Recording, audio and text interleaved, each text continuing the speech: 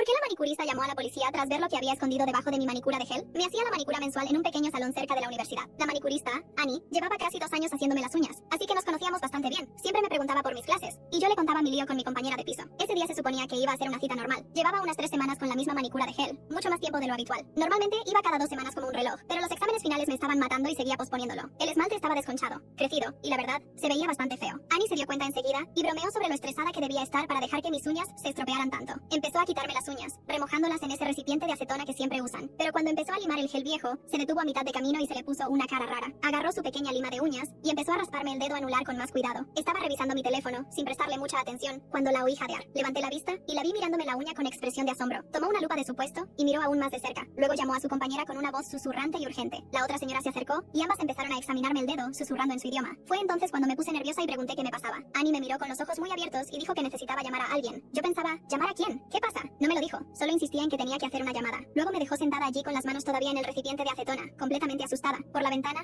la vi hablando por teléfono afuera, gesticulando como loca y hablando muy rápido. Mi corazón se aceleraba porque no tenía ni idea de qué podría haber encontrado debajo de mi esmalte de uñas. Empecé a imaginarme todo tipo de situaciones horribles, como alguna infección o enfermedad rara. Cuando volvió, tenía una expresión seria y me dijo que teníamos que esperar a que llegara alguien. Exigí saber qué pasaba y finalmente me mostró lo que había encontrado debajo del esmalte de gel de mi dedo anular. Había pequeños arañazos y marcas que formaban letras.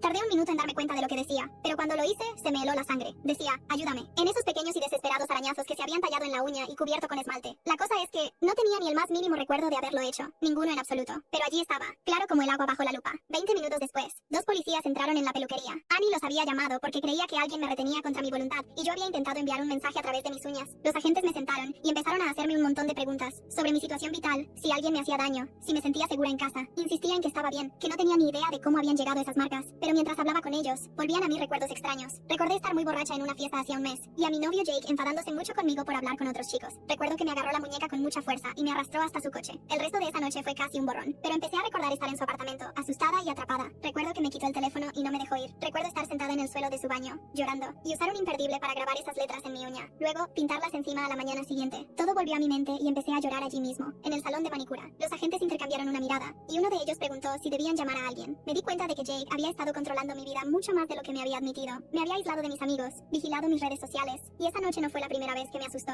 La policía me tomó fotos de las uñas y me dio información sobre recursos para víctimas de violencia doméstica. Annie se negó a dejarme pagar la cita y me abrazó antes de irme. Dijo que ya había visto situaciones similares y que siempre confiaba en su instinto cuando algo no le parecía bien. Rompí con Jake ese mismo día, por mensaje, y lo bloqueé de todo.